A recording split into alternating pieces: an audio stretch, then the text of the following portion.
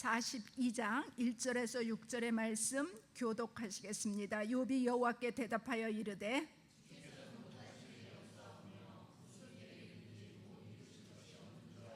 무지한 말로 이치를 가리는 자가 누구니까? 나는 깨닫지도 못한 일을 말하였고 스스로 알 수도 없고 헤아리기도 어려운 일을 말하였나이다.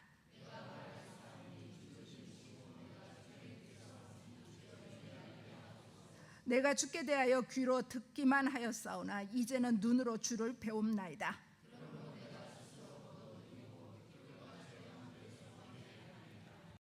깨어지게 되고 육신은 눈 뜨고 볼 수 없을 만큼 험한 모습이 되어지고, 그래도 이 욥이 나름대로 잘 살았기 때문에 먼 곳에 있는 친구들이 소문을 듣고 욥을 위로하러 찾아오게 됩니다. 찾아온 이 친구들이 욥의 그 몰골을 보면서 얼마나 충격을 받았는지 일주일 동안 쳐다만 보고 아무 말도 하지 못하게 됩니다. 그런데 그들이 이제 욥을 위로하러 왔으니까요, 조금씩 이야기를 시작하게 됩니다. 세 친구들이 돌아가면서 욥에 대해서 이야기하게 되어지고요, 욥도 나름대로 자기의 생각을 변론하게 되어지고, 그 욥의 생각이 옳지 않다라는 것을 세 친구들이 또 이야기하고, 욥도 변론하게 되고 이야기하고, 그래서 세 친구들이 세 번씩 돌아가면서 이야기를 하는 거예요. 이 친구들과 욥의 변론의 내용은 무엇이냐 그러면, 너가 지금 환난을 당한 것은 문제가 있다. 너의 삶을 돌이켜봐야 된다. 심지 않고 거두어지는 것이 없다. 너가 하나님 앞에서 분명히 무엇인가를 잘못했다. 회개하라. 뭐 이런 내용이에요. 근데 욥은 자기의 삶을 돌아보니까 나름대로 잘 살려고 애썼는데 이 일에 대해서 수긍할 수가 없는 거예요. 그러니까 또 자기의 생각을 열심히 이야기하게 됩니다. 이렇게 욥의 친구들이 이야기하고 나면 그 자리에 있었던 젊은 사람이 있었습니다. 엘리후라는 사람이었어요. 이 엘리후가 자기는 젊기도 하고 어른들이 하시는 말씀을 그냥 잠자코 듣고 있었는데요, 그 욥의 친구들도 그렇고 욥의 이야기도 그렇고 도저히 수긍할 수가 없었습니다. 자기 나름대로 내가 아는 하나님은 이런 하나님이라고 열심히 이야기하게 됩니다. 그러는데 이들의 목적이 뭐냐 그러면 욥을 향해서 위로하러 왔잖아요. 그런데 욥의 세 친구들도 그렇고 엘리후도 그렇고 도저히 욥에게 위로가 되지 않는 상황이었습니다. 이제 그때에 하나님께서 욥에게 변론하기를 청하시게 되어지고, 하나님이 욥에 대해서 하나님이 누구신지에 대해서 이야기하게 되어질 때에 욥은 그 하나님 앞에 입을 다물 수밖에 없었습니다. 욥은 지금 내가 당한 환난이 너무나 엄청나서 내가 왜 이런 환난이 만나게 되어졌는지, 자기 인생에 있어서 환난이 해석되지 않는 이 상황 가운데에 하나님 앞에 부르짖지만 하나님은 잠잠하셔서 어떻게 감당할 수 없는 이 상황이었는데, 하나님은 욥에게 나타나셔서 뭐라고 말씀하시냐면 나는 창조주 하나님이라고 말씀하시게 되어져요. 이제 이 말씀을 통해서 욥이 깊이 깨닫게 되어지고, 그리고 욥기서의 마지막 장인 42장 오늘의 결론에 만나게 됩니다. 우리가 이 땅에서 살아가면서 하나의 문이 닫혔을 때에 절망할 필요가 없게 됩니다. 인생에 있어서 언제든지 하나의 문이 닫히게 되면 또 다른 문이 기다리고 있게 되어지고요, 하나의 문이 닫히는 그 순간에 우리는 내가 피조물이구나, 내가 연약한 자이구나, 내가 한계를 가진 자이구나, 그 전에는요 내가 뭐든지 원하면 다 할 수 있다라고 생각하게 되는데, 이게 이제 우리의 삶에 어려움을 만나게 되면 한계를 깨닫게 됩니다.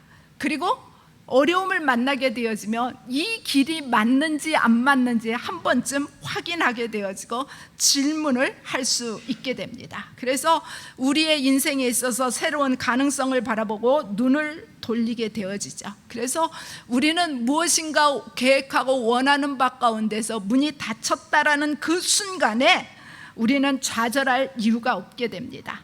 이제 사람들은 좌절할 수 있기는 하지만은요, 우리에게는 날마다 새벽을 깨울 수 있는 힘이 있게 되어지고, 이 새벽을 깨울 수 있는 시간들을 통해서 다른 문을 열어가게 되고 다른 도전을 하게 됩니다. 이제 우리가 연약한 가운데에 나의 한계를 고백하게 되면 나의 정체성, 내가 무엇을 위해서 쓰임받게 되어지고 어디를 향해서 나아가야 되는지 새로운 가능성을 발견하게 되어지고, 그래서 우리의 삶이 아픔은 그 아픈 상처로만 남지 않게 되어지고, 그 상처를 끌어안고 다시 새살이 돋아나고 새로운 싹이 돋아날 수 있도록 방향을 전환해 나갈 수 있게 됩니다. 어떠한 일이든지 단계라는 것이 있지요. 처음부터 완성되어지는 시간까지 과정이 있어요. 우리가 유치원을 다니고 초등학교를 다니고 이렇게 대학을 다니고 과정과 단계가 있습니다. 신앙생활에도 단계라는 것이 있어요. 그 신앙생활의 한 단계 한 단계를 우리가 오르기도 하고 때로는 머뭇거리기도 하고, 그러면서 우리가 신앙생활이 성장해 나가고 성숙의 길을 나아가게 되어집니다. 오늘 본문에서 욥은 시련과 고난 중에서 하나님을 비로소 배우게 되어지고, 그리고 그의 신앙의 단계를 우리에게 보여주면서 우리는 우리 믿음의 신앙의 단계가 어디에 머물러 있는지 한 번쯤 살펴보기를 원합니다. 5절 말씀에 보면 내가 주께 대하여 귀로 듣기만 하였사오나 이제는 눈으로 주를 배움나이다. 신앙의 시작은 듣는 데서부터 시작되어집니다. 그래서 욥이 38장에서부터 41장까지 하나님께서 말씀하시게 되어질 때, 하나님께서 그 들려주시는 말씀들을 통해서 사람으로는 도저히 미칠 수 없는 하나님의 일들, 하나님의 창조하심에 대해서 처음부터 끝까지 다 듣게 되어지고 나서 욥의 결론이 뭐냐 그러면 내가 무지하였구나, 자신의 무지를 털어놓게 됩니다. 이 고백 가운데 우리의 주목을 끄는 말씀이 있죠. 내가 주께 대하여 귀로 듣기만 하였사오냐, 이렇게 말씀하고 있어요. 이제 욥의 고백에 의하면 지금까지 그는 하나님에 대해서 귀로 듣는 신앙을 가지고 있었다는 것입니다. 이 고백이 우리에게 좀 놀라움을 만들어주고 있습니다. 왜냐하면 욥은 이렇게 고백하기 이전에요, 이미 의인으로 알려져 왔던 사람이기 때문에 그렇고요. 그럼에도 불구하고 욥이 하나님을 배우고 난 다음에 보니까 내가 그동안 하나님에 대해서 듣기만 하는 사람이었다라는, 신앙의 첫걸음에 머무르고 있었다라는 것을 비로소 알게 됩니다. 로마서 10장에 듣지도 못하는 이가 어찌 믿으리요, 전파하는 자가 없이 어찌 들으리요라는 말씀이 있게 되어지는데, 말씀 그대로입니다. 참으로 신앙은요, 들으면서 시작하게 되어져요. 이제 우리가 설교도 들어야 되고요, 간증도 들어야 되고, 하나님의 말씀도 끊임없이 읽고 묵상하면서 들어야 합니다.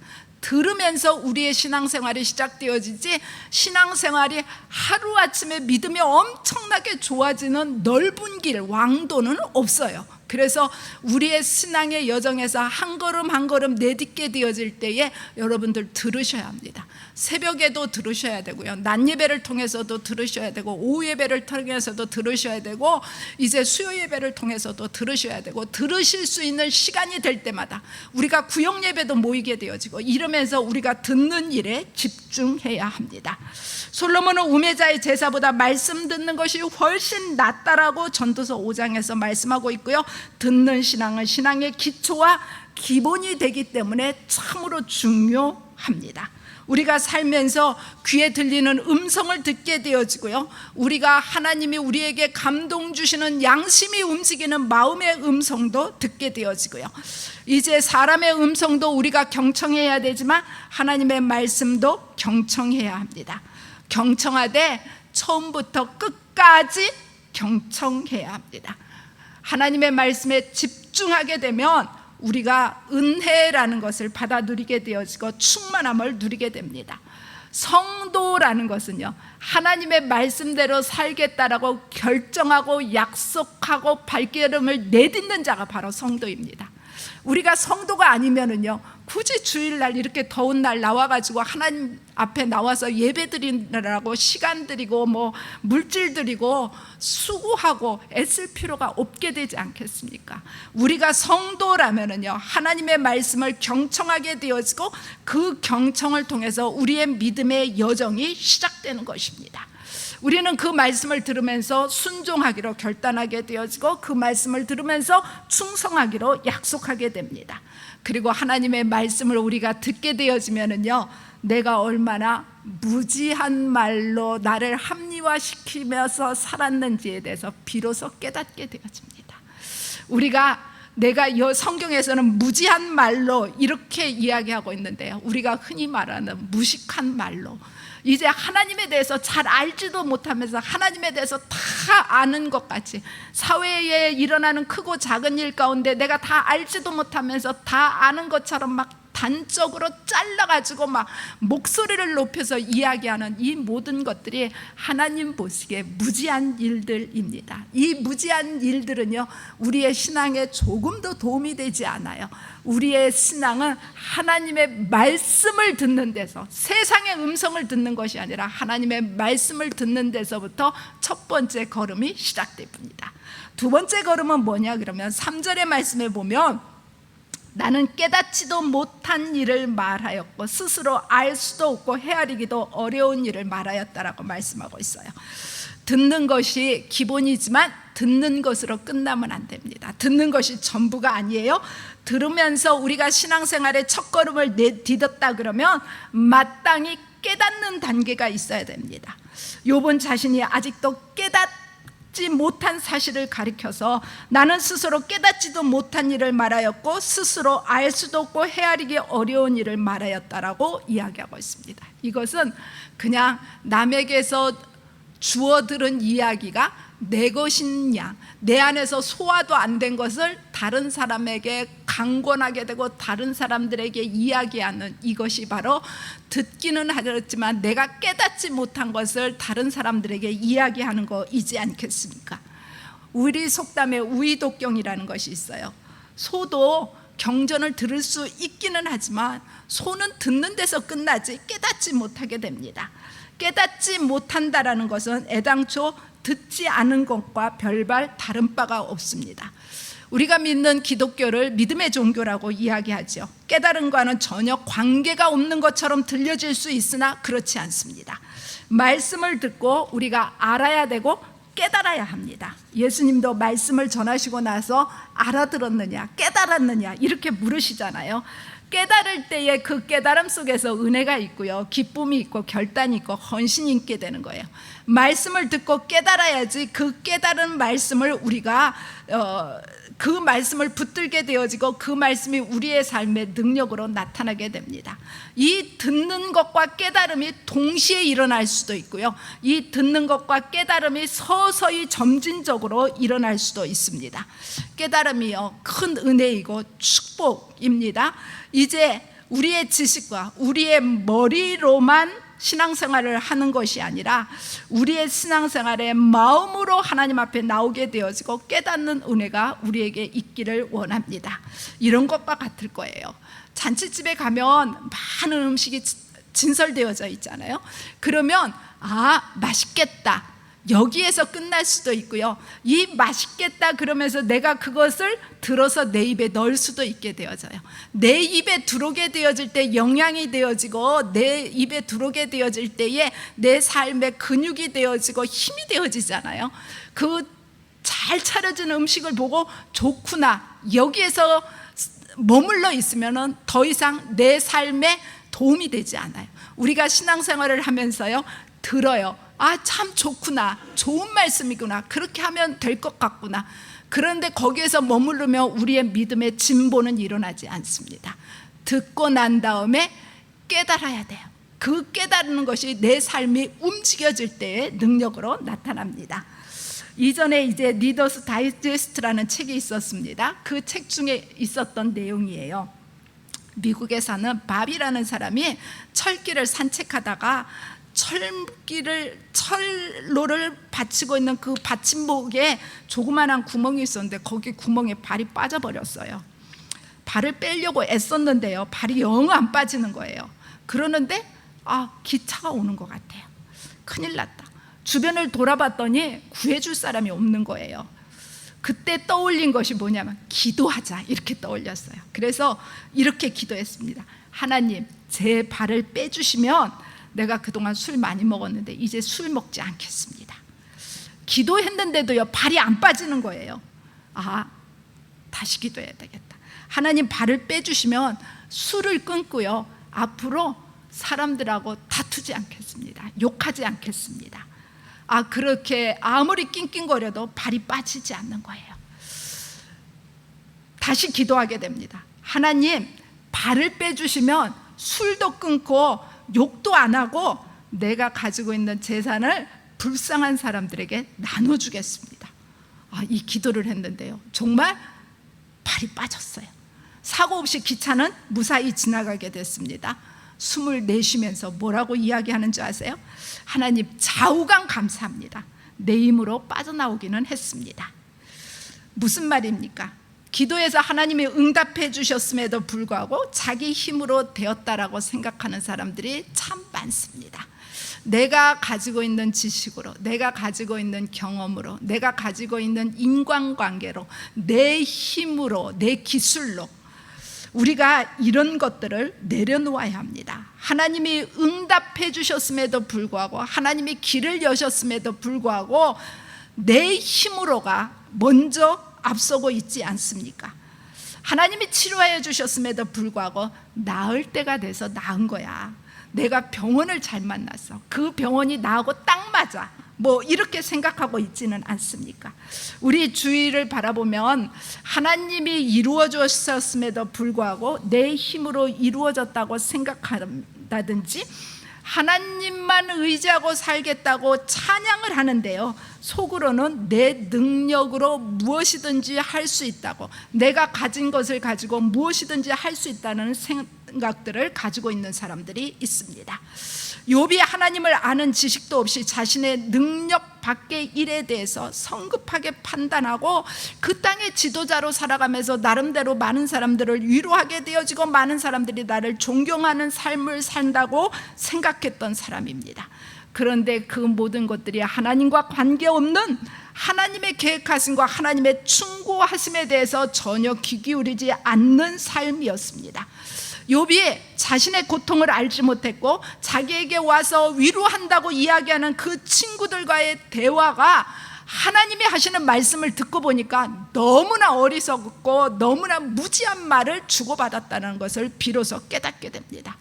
우리가 가지고 있는 지식이라든지 정보라든지 이런 것들을 우리가 비난하고 판단하고 심판했던 것이 부끄럽게 여겨지는 순간이 오게 됩니다. 내가 그럴 것이라고 단호하게 이야기했음에도 불구하고 그게 사실이 아니었다라는 것을 우리가 스스로 깨닫게 되어지면 참 부끄럽게 되잖아요. 이 깨닫는 것 하나님의 은혜이고요, 이 하나님의 은혜를 통해서 우리가 깨달아 아는 자들, 우리에게 있어서 더 이상 무지한 말로 하나님의 이치를 가리는 어리석은 자에서 벗어나기를 주님의 이름으로 축복합니다. 이어서 5절의 말씀에 보면 하나님을 빌어서 배없는 기쁨을 누리게 되죠. 내가 주께 대하여 귀로 듣기만 하였사오나 이제는 눈으로 주를 배웁나이다. 듣는 것과 깨닫는 것이 중요해요. 그러나 이게 전부도 아니고요, 완전한 것도 아닙니다. 주를 배움는 단계가 이르지 못한다면 큰 의미가 없는 것입니다. 주를 배웁지 못하면은요, 열매 없는 나무 같아요. 주를 뵙고 만나는 단계에 이르러야 합니다. 이제 하나님 앞에 자기의 마음을 다 쏟아놓고요, 하나님이 말씀하시게 될 때에 내가 얼마나 무지한 존재인가를 철저하게 깨닫게 되어집니다. 하나님이요, 이제 천지 만물을 통해서 말씀하시게 되어지고 짐승들이 이제 자라는 것에 대해서 말씀하시고 모든 것들을 예를 들어서 욥에게 말씀하시게 되어질 때에 욥이요, 정말 쥐구멍이 있으면 들어가고 싶었을 거예요. 그 모든 것에 대해서 하나도 변론하지도 못하고 하나도 답할 수 없는 그 가운데서 비로소 하나님 앞에서 내가 얼마나 무지했는지를 깨닫게 되어지고, 이제 하나님의 말씀이 무엇인지, 하나님의 뜻이 무엇인지, 하나님의 이제 눈으로 배웁는다고 고백하게 되는 것입니다. 그가 많은 사람들이 볼 때는 큰 믿음을 가진 것 같았습니다. 많은 사람들이 보기에는 그가 깨달음이 있는 지도자로 바라보았습니다. 그러나 그 자신은 궁극적으로 하나님을 만나는 체험을 하지 못하였고 신앙은 아직 미성숙한 상태에 머물러 있었습니다. 히브리서 6장에서 신앙의 초보에서 완전한 대로 나아가라고 말씀하고 있습니다. 신앙은요, 뵙는 단계에 결실이 있어야 됩니다. 주님을 뵙는 단계까지 끊임없이 나아가도록 우리는 노력해야 됩니다.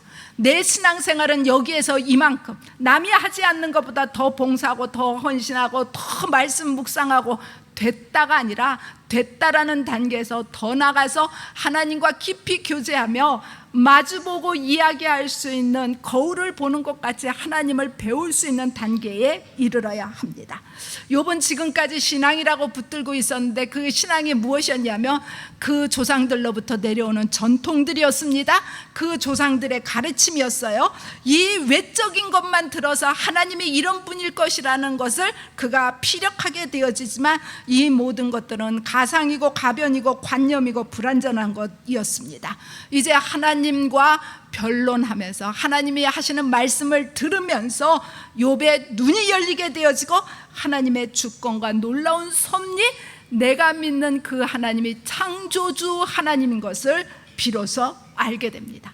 이 말씀이 욥기 38장에서 41장까지 있는데요, 여러분들 오늘 예배가 끝나고 난 다음에 돌아가셔서 꼭 이 말씀을 여러분들 읽으시길 바랍니다.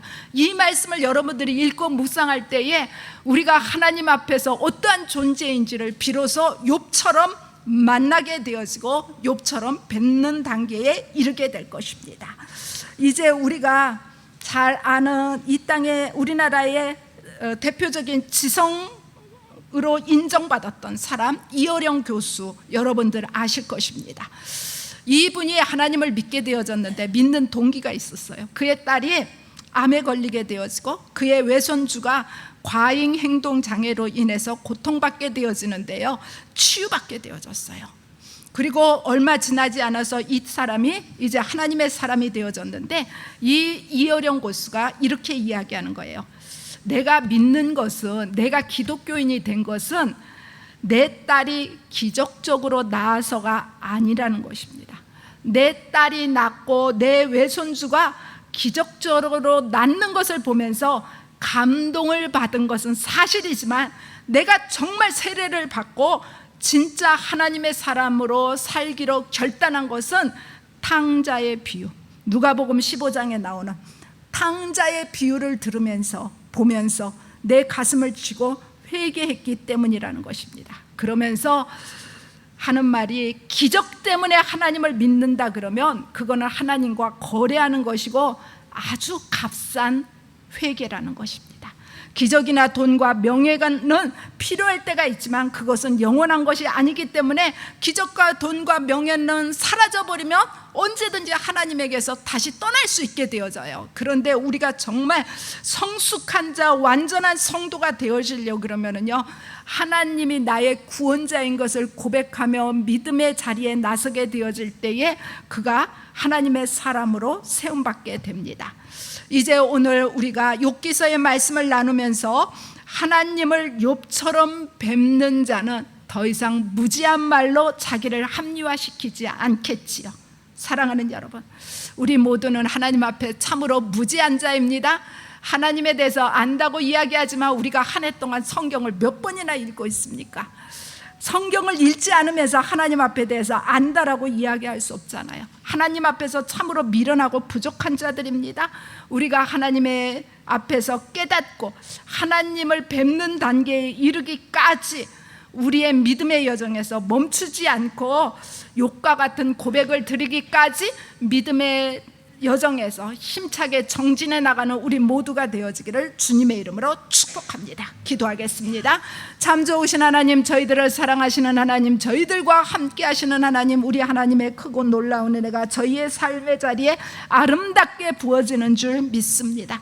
하나님, 내가 하나님에 대해서 다 안다고 착각하고 착각하고 살면서 내가 하나님 앞에서 얼마나 무지한 말로 이치를 따졌던가를 이 시간 내려놓게 도와주시고, 하나님 앞에서 낮아지게 하시고, 하나님 앞에서 피조물 넣어서 겸손하게 도와주시고, 우리가 이제 하나님을 뵙는 자리에 이르기까지, 신앙의 성숙함이 있기까지 믿음의 여정에서 뒤로 물러서지 않는 자들 되게 하옵소서. 예수님의 이름으로 기도드려옵나이다. 아멘.